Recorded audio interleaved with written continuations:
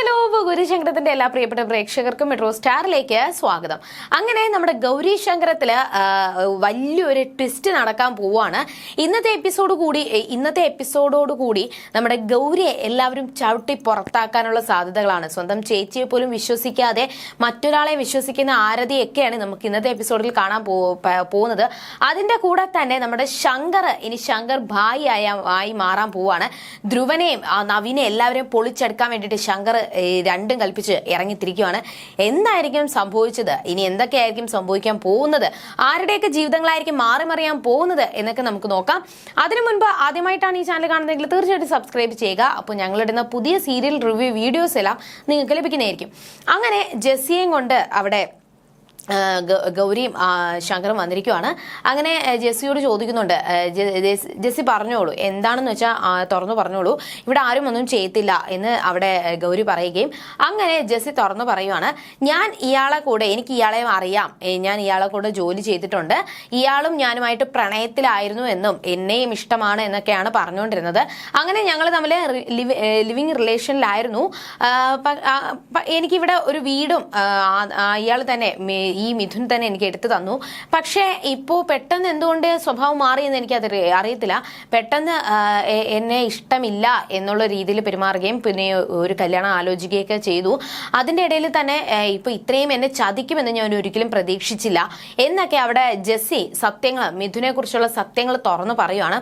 ഇതൊക്കെ കേട്ടപ്പോൾ എല്ലാവരും ഷോക്കായിപ്പോയി. ഇത്രയും നേരം ശങ്കറിനെയും ഗൗരിയും കുറ്റം പറഞ്ഞുകൊണ്ട്, ശങ്കറിനെയും ഗൗരിയും വഴക്ക് പറഞ്ഞുകൊണ്ട്, തെറ്റിദ്ധരിപ്പിച്ചു അവരെ ഒരുപാട് തള്ളി പറഞ്ഞുകൊണ്ടിരുന്ന ആരതി ആയാലും എല്ലാവരും ഈ ഒരു സത്യം കേട്ടപ്പോൾ ഒരുപാട് ഷോക്കായിപ്പോയി.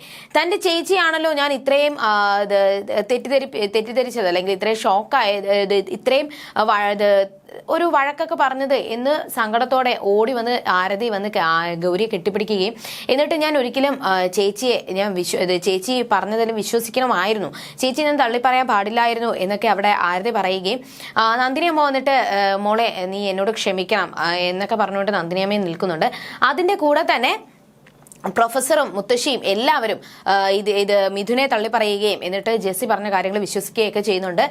തന്റെ ചേച്ചി ഒരിക്കലും നിന്റെ നന്മയ്ക്ക് വേണ്ടിയിട്ടേ ചെയ്യത്തുള്ളൂ, അല്ലാതെ നിന്റെ തെറ്റിന് വേണ്ടിയിട്ട് ഒരു കാര്യം അവൾ ചെയ്യത്തില്ല എന്ന് വിശ്വസിച്ചുകൊണ്ട് തന്നെ എല്ലാവരും സംസാരിക്കുകയും അങ്ങനെ മിഥുനെ പോലീസിൽ പിടിച്ച് ഏൽപ്പിക്കണം എന്ന് അവിടെ പ്രൊഫസർ അവിടെ പറയുവാണ്. മുത്തശ്ശി എല്ലാവരും പറയുവാണ്.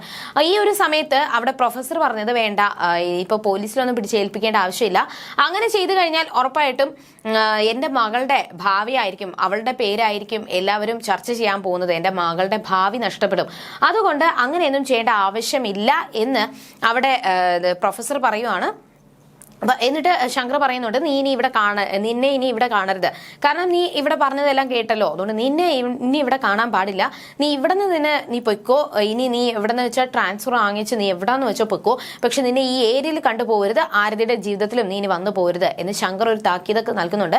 എന്നാൽ ഇതെല്ലാം കേട്ടിട്ടും മിഥുൻ പോവാനായിട്ട് തയ്യാറായില്ല. മിഥുൻ പറഞ്ഞത്, ഞാൻ ഇവിടുന്ന് പോകത്തില്ല, എന്തൊക്കെ പറഞ്ഞാലും ഞാൻ ഇവിടുന്ന് പോവാൻ പോകുന്നില്ല, ഞാൻ ഒരു തെറ്റും ചെയ്തിട്ടില്ല, എന്നെ ഒന്ന് വിശ്വസിക്കണം, ഞാൻ ഒരു തെറ്റും ചെയ്തിട്ടില്ല, എന്തായാലും നിങ്ങൾ പോലീസിനെ വിളിക്കുമ്പോഴത്തേക്കും എന്റെ നിരപരാധിത്വം തെളിയിക്കാതെ ഞാൻ ഇവിടെ നിന്ന് പോകത്തില്ല എന്ന് തന്നെ മിഥുൻ അവിടെ ഉറപ്പിച്ചു പറഞ്ഞു.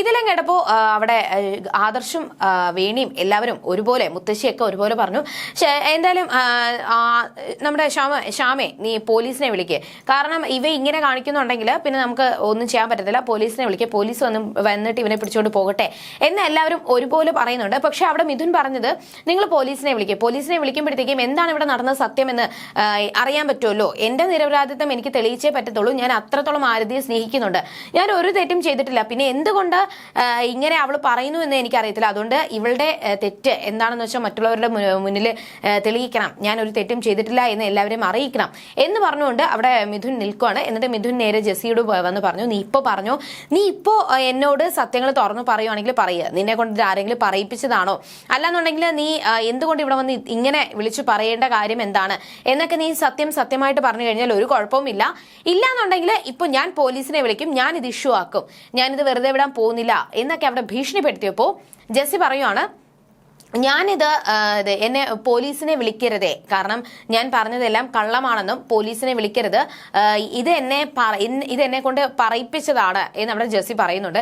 അപ്പൊ ഇതെല്ലാം കേട്ടപ്പോഴത്തേക്കും ശങ്കറും ഗൗരിയും പറയുവാണ്, ഈ കുട്ടി എന്താ പറയുന്നത്, നീ എന്തിനാ കരയുന്നത്, പോലീസിനെ വിളിച്ചു കഴിഞ്ഞാൽ നിനക്ക് എന്താ കുഴപ്പം, പോലീസിനെ വിളിക്കട്ടെ, നിന്റെ നിരപരാധിത്വം തെളിഞ്ഞല്ലോ, പിന്നെ എന്താ പ്രശ്നം, ഇതിനെ പിടിച്ചോണ്ട് പോകട്ടെ എന്നൊക്കെ പറയുമ്പോഴാണ് ജെസ്സി പറയുന്നത്, എന്നെ ഇത് ഒരാൾ കൊണ്ട് പറയിപ്പിച്ചതാണ്, ഞാൻ പറഞ്ഞതെല്ലാം കള്ളമാണ് എന്ന്. അപ്പൊ ഇതൊക്കെ കേട്ടപ്പോൾ ഗൗരിക്കും ശങ്കറിനും ഭയങ്കര ഷോക്കായിപ്പോയി. അതിന്റെ കൂടെ തന്നെ മിഥുൻ ചോദിക്കുന്നുണ്ട്, ആരാ നിന്നെ കൊണ്ട് ഇത് പറയിപ്പിച്ചത്. ഉടനെ തന്നെ ജെസ്സി നേരെ ഗൗരിയുടെ നേർക്ക് കൈ ചൂണ്ടിയിട്ട് പറഞ്ഞു, ഇതെല്ലാം പറയാൻ പറഞ്ഞത് ഗൗരിയാണ്. അപ്പൊ ഗൗരിയാണെന്ന് പറഞ്ഞപ്പോൾ ഗൗരി പറയുന്നുണ്ട്, നീ എന്താ പറയുന്നത്, നീ എന്താ തോന്നിവാസായി വിളിച്ചു പറയുന്നത്, ഞാനാണോ നിന്നെ കൊണ്ട് പറയിപ്പിച്ചത് എന്നൊക്കെ ഗൗരി അവിടെ കിടന്ന് ദേഷ്യപ്പെട്ട് സംസാരിക്കുന്നുണ്ട്. അപ്പൊ ജെസ്സി പറയുവാണ്, ഗൗരിയാണ് എന്നെ കൊണ്ട് ഇത് പറയിപ്പിച്ചത്. അപ്പൊ എന്തുകൊണ്ട് ഗൗരി അങ്ങനെ പറയണം, അത് ഗൗരി കല്യാണം കഴിച്ചത് ഒരു വിദ്യാഭ്യാസം ഇല്ലാത്ത ഒരാളെയാണ്, ശങ്കർ ഒരു വിദ്യാഭ്യാസം ഇല്ലാത്ത ആളാണ്. അപ്പോൾ ശങ്കറിനെയാണ് ഗൗരി വിവാഹം കഴിച്ചത്. അങ്ങനെ ഗൗരി വിവാഹം കഴിച്ച സ്ഥിതിക്ക് ഇപ്പോൾ മിഥുൻ എന്ന് പറയുന്ന ആളാണ്, വലിയൊരു ഡോക്ടറാണ്, ആരതിയെ കല്യാണം കഴിക്കാൻ വേണ്ടി വരുന്നത്. അപ്പോൾ ആരതിക്ക് ഒരു വിദ്യാഭ്യാസമുള്ള നല്ലൊരു ആളെയാണ് കല്യാണം കഴിക്കാനായിട്ട് വരനായിട്ട് കിട്ടുന്നത്. അപ്പോൾ അതുകൊണ്ട് തന്നെ ഗൗരിക്ക് ഇങ്ങനെ ഒരു വിദ്യാഭ്യാസം ഇല്ലാത്ത ആളെയാണ് കിട്ടിയതെന്നും അതുകൊണ്ട് എൻ്റെ അനിയത്തിക്ക് നല്ലൊരു വിവാഹം, നല്ല ഒരു കുടുംബം ഉണ്ടാകാൻ പാടില്ല, അവൾക്ക് നല്ലൊരു ജീവിതം ഉണ്ടാകാൻ പാടില്ല, അതുകൊണ്ട് എനിക്ക് പൈസ തന്നിട്ടാണ് ഗൗരി എന്നെ കൊണ്ട് ഇത് പറയിപ്പിച്ചത് എന്ന് അവിടെ എല്ലാവരുടെയും മുന്നിൽ ജെസ്സി വിളിച്ച് പറയുന്നുണ്ട്. ഇതെല്ലാം കേട്ടപ്പോൾ ശങ്കറിന് ദേഷ്യം വന്നു. ശങ്കർ ദേഷ്യത്തോടെ ജെസ്സി അടിക്കാൻ വേണ്ടിയിട്ട് കൈയോങ്ങി വരുമ്പോൾ അവിടെ ജെസ്സിക്ക് ഫ്രണ്ടിൽ കയറി ആരതി കയറി നിന്നിട്ട് ശങ്കറിനെ തടയുവാണ്. എന്നിട്ട് അവിടെ ആരതി വിളിച്ചു പറഞ്ഞത്, സ്വന്തം ഭാര്യയെ രക്ഷിക്കാൻ വേണ്ടിയിട്ട് ശങ്കറേട്ടൻ ഇത്രയും കാണിക്കേണ്ട ഒരു ആവശ്യവുമില്ല, ഭാര്യയുടെ തെറ്റ് എന്താണെന്ന് ഇവിടെ എല്ലാവരുടെയും മുന്നിൽ തെളിഞ്ഞു കഴിഞ്ഞു, അതുകൊണ്ട് ശങ്കറേട്ടൻ ഇനി ഒന്നും കാണിക്കേണ്ട ആവശ്യമില്ല എന്ന് പറയുകയും എന്നിട്ട് ഗൗരിക്ക് നേരെ തിരിഞ്ഞതിന് ശേഷം ഗൗരിയോട് പറയുവാണ്, ഞാൻ ചേച്ചി അത്രത്തോളം വിശ്വസിച്ചു പോയി, ഞാൻ അത്രത്തോളം ഈ ലോകത്തിലെ അത്രത്തോളം ഞാൻ സ്നേഹിച്ചത് ചേച്ചിയാണ്, പക്ഷെ ചേച്ചി എന്നോട് ഇങ്ങനെ കാണിക്കാൻ പാടില്ലായിരുന്നു, ചേച്ചിക്ക് ഇത്രത്തോളം അസൂയയും കുശുമ്പവും ഉണ്ടെന്ന് ഞാൻ ഒരിക്കലും പ്രതീക്ഷിച്ചില്ല, ഇത്രത്തോളം ഞാൻ പ്രതീക്ഷിച്ചില്ല, എനിക്ക് അത്രത്തോളം സങ്കടമുണ്ട് എന്ന് പറഞ്ഞുകൊണ്ട് ആരതി അകത്തോട്ട് കയറി പോവാണ്. അപ്പോൾ ആരതി ഇപ്പോൾ ഗൗരിയെ വിശ്വസിക്കുന്നില്ല, ഗൗരിയെ തെറ്റിദ്ധരിച്ചിരിക്കുവാണ് എന്ന് ഗൗരിക്ക് മനസ്സിലായി. അപ്പോൾ ഗൗരിയുടെ ആ ഒരു സത്യം തെളിയിക്കാൻ വേണ്ടിയിട്ട് ഗൗരി നേരെ നന്ദിനിയോട് സംസാരിക്കുന്നുണ്ടെങ്കിലും നന്ദിനി അവിടെ ഗൗരി വഴക്കു പറയാണ് ചെയ്തത്. എന്നിട്ട് നീ ഇനി ഒന്നും പറയേണ്ട ആവശ്യമില്ല, നീ ഇത്രത്തോളം തരംതാന്നു പോയോ എന്നൊക്കെ നന്ദിനി സ്വന്തം അമ്മ പോലും ഗൗരി വിശ്വസിക്കുന്നില്ല. അങ്ങനെ ഗൗരിയെ വഴക്ക് പറഞ്ഞതിന് ശേഷം ശങ്കർ ഇപ്പോൾ തന്നെ ഗൗരി ഇവിടെ നിന്ന് വിളിച്ചോണ്ട് പൊയ്ക്കോണം, ഇനി ഇവിടെ നിൽക്കേണ്ട ആവശ്യമില്ല എന്ന് പറഞ്ഞുകൊണ്ട് നന്ദിനി അവിടെ ഗൗരിയെ ഇറക്കി വിടുവാണ്. അപ്പോൾ അവിടെ മിഥുന് വേണ്ടിയിട്ട് സ്വന്തം കുടുംബം പോലും ഗൗരിക്ക് എതിരാണ് എന്ന് ഗൗരിക്ക് മനസ്സിലായി. അപ്പോൾ ശങ്കർ പറയുന്നുണ്ട്, ഗൗരി ഇനി നീ സംസാരിക്കേണ്ട ആവശ്യമില്ല, നീ വാ എന്ന് പറഞ്ഞുകൊണ്ട് ഗൗരിയെ കൊണ്ട് ശങ്കർ പുറത്തോട്ട് ഇറങ്ങുവാണ്. ഇതിന്റെ ഇടയിൽ തന്നെ ശങ്കർ അവിടെ മറ്റൊരു കാര്യം കൂടി പറഞ്ഞു. ശങ്കർ നേരെ ജെസ്സിയുടെ മുന്നിൽ പോയി വെല്ലുവിളിക്കുവാണ്, നീ നോവിച്ചത് എൻ്റെ ഭാര്യയാണ്, എൻ്റെ ഗൗരിയാണ് നീ ഇത്രയും നോവിച്ചത്, അവളുടെ കണ്ണിൽ നിന്ന് ഒരു തുള്ളി കണ്ണീര് വീണ ആ അത്രയത്തിലും നിന്നെ കൊണ്ട് ഞാൻ പകരം വീട്ടിയിരിക്കും, നീ ഇനി നോക്കിക്കോ, നിന്നെ ഞാൻ ഇനി വെറുതെ വിടത്തില്ല, നിന്നെ ഇനി ഞാൻ ഒരു പാഠം പഠിപ്പിച്ചിരിക്കും, ഇത് ശങ്കർ ഭായ് ആണ് പറയുന്നത് എന്ന് പറഞ്ഞ് വെല്ലുവിളിച്ചുകൊണ്ട് ശങ്കർ അവിടെ നിന്ന് ഇറങ്ങി പോവാണ്. ഗൗരിയും കൂട്ടി കൊണ്ടുപോകുന്നുണ്ട്. പക്ഷെ അവിടെ ആരും ഗൗരിയെ വിശ്വസിക്കാൻ വേണ്ടിയിട്ട് തയ്യാറായിരുന്നില്ല. അങ്ങനെ മിഥുൻ നല്ല ഒരാളായി എല്ലാവരുടെയും മുന്നിൽ ഇങ്ങനെ നിൽക്കുന്നുണ്ട്. ഈ ഒരു സമയത്തും അവിടെ ആദർശനും വേണിക്ക് ഭയങ്കര ഒരു സങ്കടമാണ്. അപ്പോൾ ആദർശ് വേണിയോട് ചോദിക്കുന്നുണ്ട്, വേണി നീ വിശ്വസിക്കുന്നുണ്ടോ ഗൗരി എന്തിനായിരിക്കും ഇങ്ങനെ ചെയ്തതെന്ന്? കാരണം അപ്പോൾ വേണി ചോദിക്കുവാണ്, ആദർശേട്ടൻ എന്താ പറയുന്നത്, ആദർശേട്ടൻ എന്താ ഉദ്ദേശിക്കുന്നത്? അപ്പോൾ അവിടെ ആദർശ് വേണിയോട് പറയുന്നുണ്ട്, ഗൗരി എന്തിനായിരിക്കും ഇങ്ങനെ ചെയ്തത്, എന്തായാലും ഗൗരി ഇങ്ങനെ ചെയ്യുമെന്ന് എനിക്ക് തോന്നുന്നില്ല. ഇപ്പോൾ ഗൗരി സ്വന്തം അനിയത്തിയുടെ ജീവിതം നശിപ്പിക്കുമെന്ന് എനിക്ക് ഒരിക്കലും വിശ്വസിക്കാനായിട്ട് പറ്റുന്നില്ല, അവൾ അങ്ങനെ ചെയ്യത്തില്ല, അത് ഉറപ്പാണ്. പിന്നെ എന്തിനായിരിക്കും ജെസ്സി അങ്ങനെ പറഞ്ഞത്, ജെസ്സി കള്ളം പറഞ്ഞതാണെന്ന് എല്ലാവർക്കും മനസ്സിലായി, പിന്നെ എന്തുകൊണ്ടായിരിക്കും ഗൗരി അവിടെ ക്രൂശിച്ചത് എന്ന് ഗൗരി കുറ്റക്കാരിയാക്കിയത് എന്ന് ആദർശ് ചോദിക്കുന്നുണ്ട്. അപ്പോൾ വേണി പറയുവാണ്, അത് ശരിയാണ്, കാരണം ഗൗരി ഒരു തെറ്റും ചെയ്യത്തില്ല, സ്വന്തം കുടുംബത്തെ രക്ഷിക്കാൻ വേണ്ടിയിട്ട്, സ്വന്തം കുടുംബത്തിന് വേണ്ടിയിട്ട് എൻ്റെ ഏട്ടനെ പോലെ ഒരാളെ കല്യാണം കഴിച്ച് ഏട്ടൻ്റെ കൂടെ പോയ ഒരാളാണ് ഗൗരി. അങ്ങനെ സ്വന്തം കുടുംബത്തിന് വേണ്ടിയിട്ട് ജീവിക്കുന്ന ഗൗരി ഒരിക്കലും ആരതിയുടെ ജീവിതം നശിപ്പിക്കാൻ വേണ്ടിയിട്ട് ശ്രമിക്കത്തില്ല. പക്ഷേ എനിക്ക് ചെറിയൊരു സംശയമുണ്ട്, ഇങ്ങനെ ജെന്റിൽമാൻ ആയിട്ട് നടക്കുന്ന ഈ മിഥുന് എന്തൊക്കെയോ രഹസ്യങ്ങളുണ്ട്, മിഥുൻ എന്തൊക്കെയോ രഹസ്യങ്ങൾ ഒളിക്കുന്നുണ്ട്, അത് ഉറപ്പാണ് എന്നവിടെ വേണി പറഞ്ഞുകൊണ്ടിരിക്കുന്ന സമയത്താണ് മിഥുൻ കയറി വരുന്നത്. എന്നിട്ട് മിഥുൻ വേണിയോട് പറയുന്നുണ്ട് അവിടെ ജെസ്സി പറഞ്ഞത് ഇത് കള്ളമാണ് എന്ന് എല്ലാവർക്കും മനസ്സിലായി. പക്ഷെ എന്തുകൊണ്ട് ഗൗരി ജെസ്സിക്ക് പൈസ കൊടുത്ത് ഇങ്ങനെ പറയിപ്പിച്ചു എന്ന് എനിക്ക് അറിയത്തില്ല. എന്തായാലും ഇനി ഗൗരിയോട് പറഞ്ഞ് മനസ്സിലാക്കണം. എനിക്ക് ഗൗരിയോട് ഒരു ദേഷ്യവുമില്ല. എന്നാൽ ഇനി എന്റെയും ആരതിയുടെയും ജീവിതത്തിൽ ഗൗരി കടന്നു വരരുത് എന്ന് പറഞ്ഞുകൊണ്ട് അവിടെ മിഥുൻ പോവാണ്. പക്ഷെ മിഥുന്റെ കയ്യിലെ ആ ഒരു ബ്രേസ്ലെറ്റ് ആദർശ് ശ്രദ്ധിച്ചു. എവിടെയോ ഞാൻ കണ്ടു മറന്ന ബ്രേസ്ലെറ്റ് പോലെയാണെന്ന് ആദർശിന് തോന്നുന്നുണ്ട്.